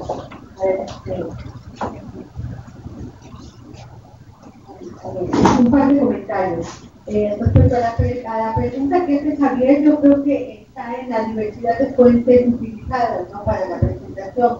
Como mencionaba, para la primera parte, donde presento los cifras de la frontera, las fuentes oficiales fueron, bueno, los datos de INEGI y datos obtenidos en los diagnósticos que elaboró el Colegio de la Frontera Norte para la zona noreste. Y la segunda parte, que es la parte de los cruces, que está elaborada a partir del trabajo de David López, su tesis doctoral sobre migrantes centroamericanos en tránsito. Y la cuestión es que hizo una encuesta, lo mandó a aclarar, hizo una encuesta en albergues de migrantes, en dos albergues de migrantes entre 2006 y 2007. Básicamente, más bien, él se dedicó a migrantes hondureños, Entonces, por eso yo creo que la diversidad de las cifras, ¿no?, de que están por un lado los grupos, ¿no?, de homicidios y de la violencia, y por otro lado, él nada más hizo una encuesta en 2 albergues de migrantes, y los mapas que presentamos al final son obtenidos de encuestas. Entonces, por eso. Pero bueno, eso me lleva a mí a la siguiente reflexión, que es como el dato metodológico que tenemos ahora los académicos, ¿no? para indagar este tipo de temas, dadas las características y condiciones en las que estamos trabajando, ¿no? Cómo llevar una contabilidad exacta de lo que está pasando en el Cruzan y de los riesgos, ¿no?, que están enfrentando, ya que es muy difícil no acceder a este tipo de datos, y además ahora cómo entramos a las casas a hacer este tipo de encuestas. Mi colega me decía, ¿no?, cuando hizo este trabajo, él incluso se quedaba ahí en las casas de migrantes, cosas que ahora allí es imposible, ¿no? Ya nos comentará el tipo de dificultades, ¿no?, que se han obtenido, que se ha tenido. Entonces, esto para la primera parte, ¿no? Creo que estamos los académicos ante este nuevo reto. No lo comenté, pero cuando hicimos el diagnóstico, los diagnósticos solicitados, comentando un poco el siguiente punto, ¿no?, para los gobiernos municipales, de municipios como Valle Hermoso, las dificultades que se tuvieron, ¿no?, para entrar como académicos. También nosotros nos hemos visto limitados en el acceso a la información y fuentes de datos, sobre todo en este tipo de temas, ¿sí? Y un poco, no es una respuesta contundente, pero quiero abordar hacia la segunda pregunta que hizo el señor, respecto a qué estamos haciendo los académicos, ¿no?, ya como práctica, ¿no?, como propuestas concretas. Bueno, define, en primera, que nuestra labor es limitada, además se ha visto afectada por todas estas circunstancias que hemos vivido. Nosotros antes viajábamos a Monterrey y Matamoros muy fácilmente, ¿sí? Yo manejaba tranquilamente, ahora hasta esas cosas de los amigos militares. Ir a Acuña, antes era irnos en el autobús de la noche, también se nos ha limitado, ¿no?, eso de viajar en buses de noche.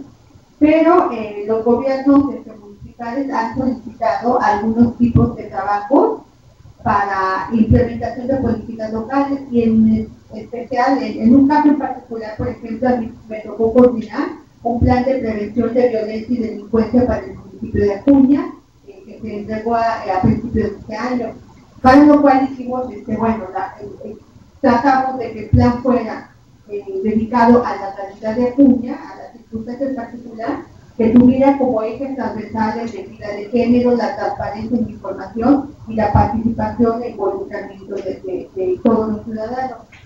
Propuestas concretas como comunicación, hicimos algunos apartados, y después de haber hecho un trabajo de campo con los actores locales, con las casas de migrantes de esta ciudad, de Ciudad Acuña, y con otras organismos de la sociedad civil. Y esa es nuestra propuesta, ¿no? Ahí está el plan. Nosotros ya no podemos ver, ¿no?, qué tanto nos llevan a cabo, pero el plan que viene derivado de toda una serie de políticas, adaptado a una realidad particular, ¿no?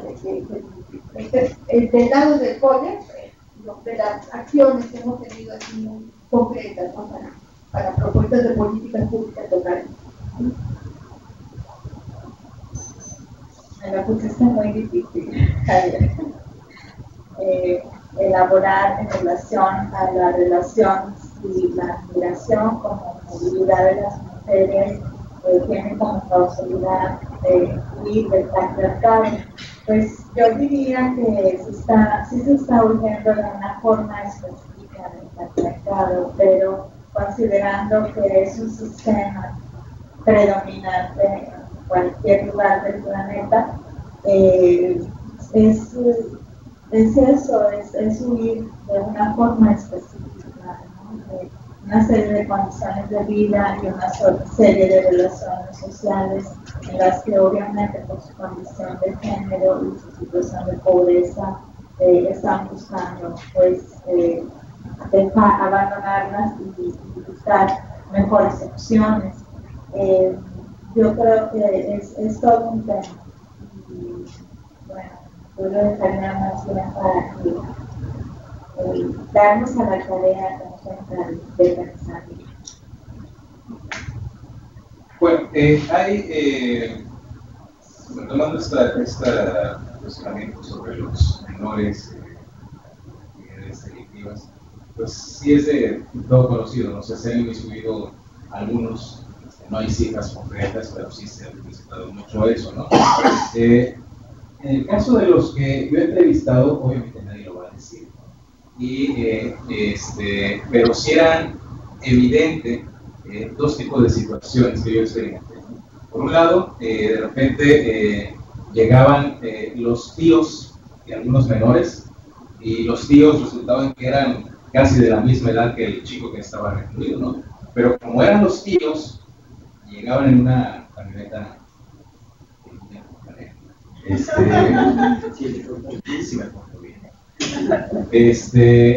Los tíos llegaban con los papeles de los menores y las autoridades no dicen nada. Y es comprensible, o sea, no van a decir nada porque saben quiénes son, saben que no son los tíos. Entonces, esa era una, ¿no?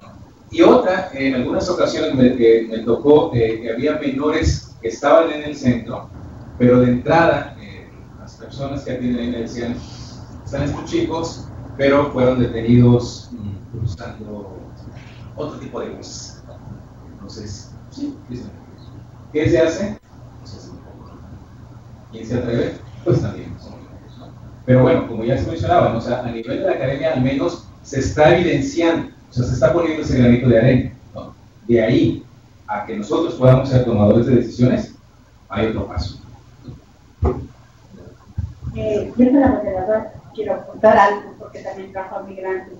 Y sobre todo quiero hacer una reflexión sobre los trabajos de los académicos, qué es lo que podemos hacer. Y yo creo que el trabajo del académico es interpretar la realidad de lo que está pasando, o sea, tratar de dar una explicación de por qué pasan las cosas. No tenemos la verdad, ¿verdad? Pensamos que los factores que estamos analizando es lo que causan las cosas, pero y el trabajo del colegio, lo que por ejemplo todas las universidades, es decir, en función de un análisis objetivo, dándole la palabra a todos. Sí, esto es comunicar el problema. Y lo entregamos a quien me decía, ¿y para quién trabajan? Trabajamos para toda la comunidad y para todo aquel que quiera cambiar su vida. Entonces, aquí están los datos, pero sobre todo para los tomadores de decisiones. Y en esos análisis yo creo que parte de la migración hemos hecho avances importantes, porque como decía el padre Alejandro, la realidad social está cambiando. Y por ejemplo, cuando empezamos a estudiar mujeres de migrantes, primero decíamos que no migraban, luego decíamos que eran acompañantes, y ahora ya les estamos viendo como agentes de cambio, de que también están migrando con propia decisión, ya papá si quieren al marido, no, ahora toman la decisión. Esto es un avance importantísimo, ustedes no lo crean. ¿Por qué? Porque se acerca más al individuo, a la persona. Entonces, yo creo que este es un punto fundamental. La otra parte es que también los investigadores, a mí, sinceramente, porque no voy a generalizar con mis compañeros, me dicen, ¿por qué te pagas si nada más lees y escribes? Pero nadie ve atrás el trabajo que implica ir a hacer trabajo en el campo, los padres lo conocen, pero ir a pararte con los migrantes, a entrevistarlos y con ojos sospechosos por lo que quiera, es terrible. Entonces, mis compañeros, todos los que estamos aquí en la mesa, hemos pasado experiencias poco agradables de lo que es estar entrevistando a migrantes. Alguna vez para trabajadores, ahora es a migrantes. Entonces también nosotros, una cosa es lo que aprendemos en las universidades, de la teoría, que vayan a hacer el situacionario, pidan la lista, no sé qué tanto, y la otra es cómo lo hacen. Entonces yo creo que también los académicos hemos cambiado nuestra metodología. Algunas no son nada de lo que dicen los manuales, sino que los hemos inventado para tener los datos. Y bueno, la otra parte es que entregamos los resultados. O sea, hay veces que nos lo piden, hay veces que lo dijimos y aquí están los resultados. Pero como dijo Oscar, los tomadores de decisiones no somos nosotros. Y a veces los gobiernos nos piden diagnósticos, nos pagan porque lo hagamos, porque realmente es un trabajo, porque tenemos que tener los encuestadores, equipos, y los entregamos y nada más, bueno, está bien. Y no lo hace. Ese es el punto, no lo hace. Entonces, ¿por qué? Porque nosotros decimos, y el peor de los casos, y con eso quiero cerrar, es que cuando nos piden un estudio, los investigadores, por lo menos los que estamos aquí, todos y yo, porque a mí el partido, no podemos falsear la realidad. Entonces, cuando hacemos estudios que son muy objetivos, que les damos la palabra a todos, los resultados no les gustan. Entonces, yo les platico un caso de Matamoros, y esto que a mí me miraron. La primera dama de Matamoros, la primera dama, entonces me encarga un trabajo con los migrantes. Me dijo, necesito saber por qué son un problema para Matamoros. quiero saber qué voy a hacer con esto. Entonces, pues yo no me expresé a los inmigrantes, pero vamos a disponer por hago el estudio, pero necesito que me abran los datos de la casa del niño migrante, ¿no? O sea, que instala al niño. Primer resultado, cuando lo presento, los niños, un porcentaje alto es de Matamoros, no son de pobres. Entonces, ella está presuponiendo que los causantes de los problemas venían de fuera. Y esto lleva también a lo que encontró Socorro en Ciudad Acuña. Desde que llegó los migrantes se desconoce Ciudad Acuña. Entonces, fíjense, ese fue el primer punto fundamental que no les gustó. El segundo punto importante fue, por las instituciones que están participando, cada uno jala por su lado, jala por su lado, migración jala por su lado, no hay una institución. Obviamente a las instituciones no les gusta eso, ya que hay algunas instituciones, pero la Secretaría de Migración, los datos. Aquí pueden tener representación migración, puede haber representación 2, pero no se da un dato si no se provee.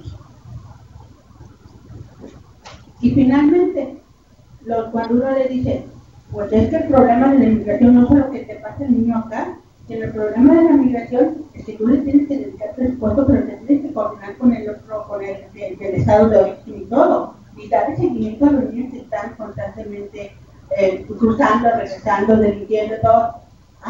No tengo dinero.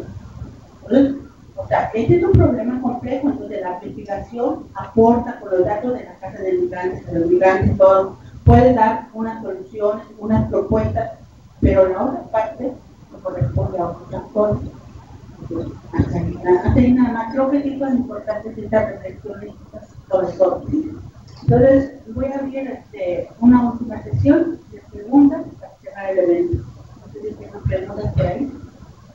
Creo que se puede. Aquí hemos hablado de la migración más estructurante, impresionante, etc. Pero hay una que vale la pena que la tomemos en cuenta, que es la migración legal, principalmente de las élites económicas.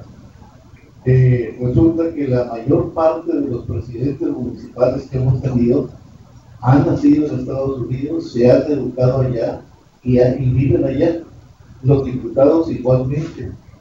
De tal manera que aquí solo vienen por dinero. Lógico es que el puesto que ocupan la representación popular lo ven únicamente como eso, como un mejor negocio del que ya tenían. Lo mismo sucede, podrían decir, el gobernador, ya vimos que el gobernador tomó ya, ¿verdad?, las grandes propiedades que tiene por allá, etcétera. Todo esto es una migración legal, es una inmigración satisfactoria para ellos, pero cuyas consecuencias para nosotros deben ser iguales, o cercanas al otro tipo de migración.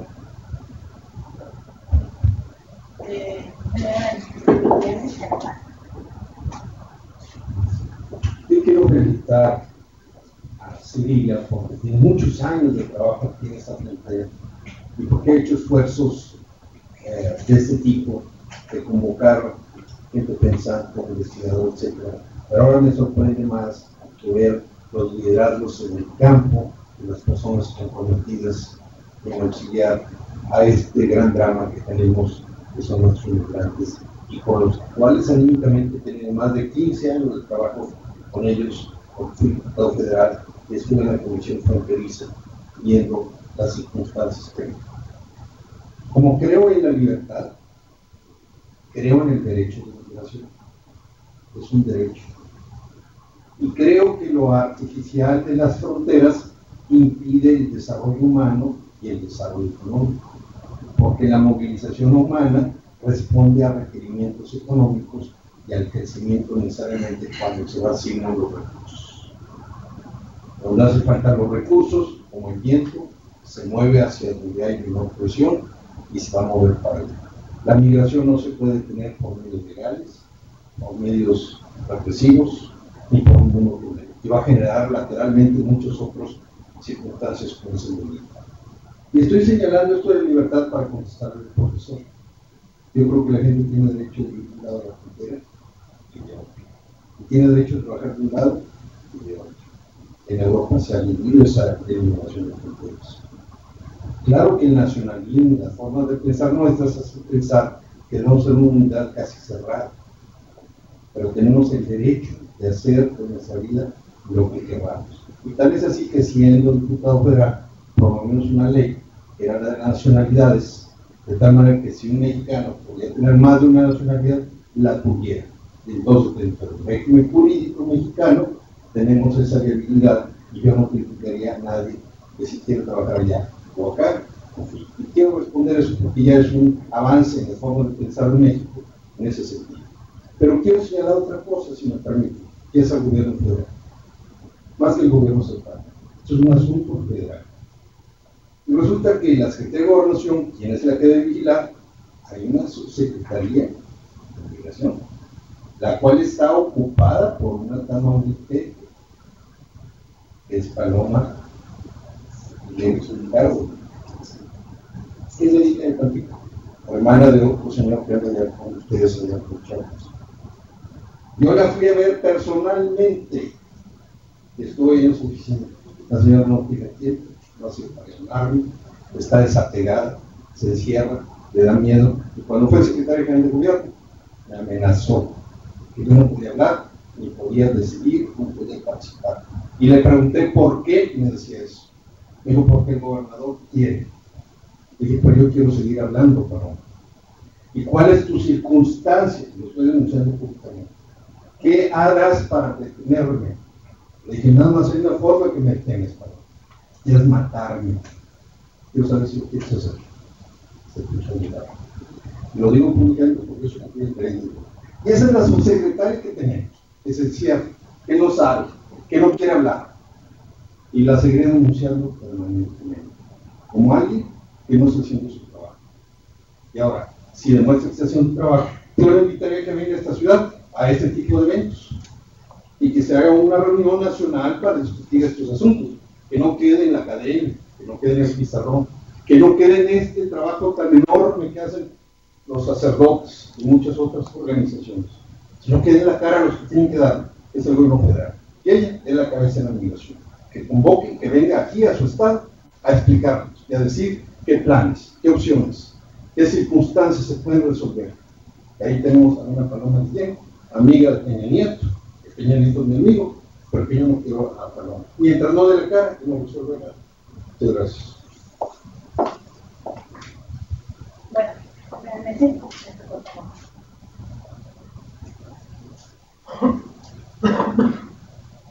una felicitación a todos los personajes que han estado trabajando en esto.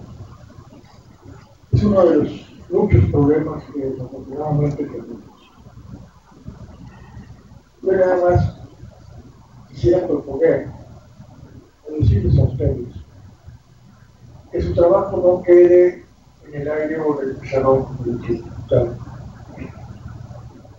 sino que se dé a conocer como una forma de presionar a la autoridad. Cuesta mucho trabajo hacer encuestas. Últimamente me he dedicado a la epidemiología y he hecho muchas encuestas. Acabo de terminar una sobre seguridad. ¿Qué opina la ciudadanía de la seguridad que le brindan los cuerpos de policía y los cuerpos militares? Por lo que no les gustó a ninguno de ellos. El único que más o menos y el que estaba más alto, la Armada me invitó a dar unas pláticas por ahí sobre seguridad. Pero de ahí en fuera, no hay medio de comunicación, no hay instituciones, no hay nada que diga, aquí se hizo esto con estos resultados, como medio de presión para la misma autoridad. Y la autoridad no le conviene en muchas de las ocasiones que haya cambio. Sino al contrario. No tenemos un problema de delincuencia, tenemos un problema de autoridad, y eso nos genera un problema de sociedad que ya dejó de creer y de interesarse, desafortunadamente. Y aunque parece ser que los pocos que quedamos nos interesemos, me da tristeza ver que no se nos toma. Yo no sé cómo, pero pensar un medio, sobre todo las instituciones que tienen más prestigio, y no hablo precisamente de la iglesia, porque trae problemas que la iglesia opine para muchas personas acerca de los deberes y derechos del gobierno. Pero sí pensar en medio en cómo se debe a conocer, principalmente por medio de las personas que hacemos cosas. Buscamos porque que se dé a conocer a la sociedad como un medio de presión para que se haga algo. Mientras no se limpie la casa, no va a haber nada. Ok, bueno, dando una respuesta precisamente lo del evento de este día, lo que es la presentación de Patricia, también nos la vamos a acordar dentro de sitios por internet, para actividad circular, también va a haber notas periodísticas. Entonces, sobre todo el trabajo que tenemos los compañeros en este momento de Maduro, de presentar algo, también se publicará. Entonces, también nosotros decimos, o sea, ha sido muy difícil, y un poco por lo del investigador, en el norte, posicionar un centro como el colegio, porque tenemos que decirlo, en el norte, o sea, lo social no era lo más importante, lo económico ha sido muy importante, hay estudios sobre el empleo, sobre la alquila, ahora petróleo y todo, pero nadie habla de eso. Entonces yo nada más con eso, una parte que importa para presentarle la palabra de mis compañeros, alguna vez le dijo a un rector de la Universidad de Tamaulipas, como nos tratan tanto historiadores, nos tratan tanto biólogos en el norte de México, hablamos de la carrera, todo, modo, esta carrera no es aquí. Entonces nada más, y por eso también quizá esa renuencia de la sociedad norteña a socializarse. También yo le enseño no sé si algunos de ustedes hacen comentarios, sus padres, ¿no? Pero si no hay más comentarios, daremos un aplauso a la mesa.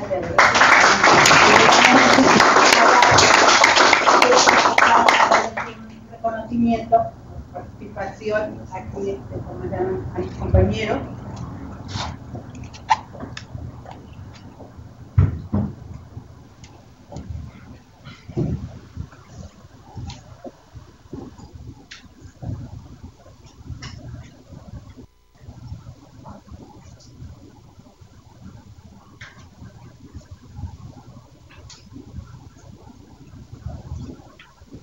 Bueno, en primer lugar, vamos a los invitados vamos a darte.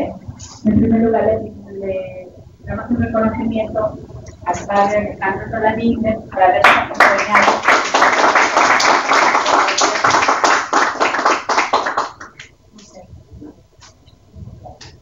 Esperemos seguir trabajando más adelante también por ellos. Así, pero vamos a dar también un reconocimiento a nuestro más González Castillo, aquí con nosotros. También le vamos a decir, aquí con nosotros, la hermana Leticia Valderrama, ella está teniendo un caso ahorita que precisamente ayer sucedió con una detención de una familia migrante. Entonces, pero le vamos a dar aquí a la personal que le va a favor de entregar también un reconocimiento por ella. Scalabrini son una de las órdenes más comprometidas con la migración. Yo estuve con ellas en agosto, entonces hacen un trabajo increíble, van a cumplir como que ahorita 50 años, ¿no? Entonces son los primeros que han estado trabajando con los migrados. Entonces, se los bendiga, por favor.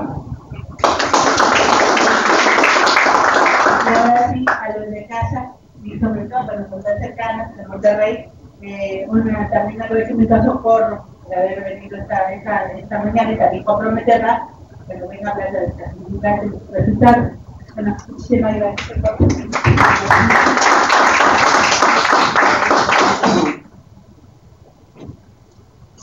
Luego Alice, ella es casa y también, entonces muchísimas gracias.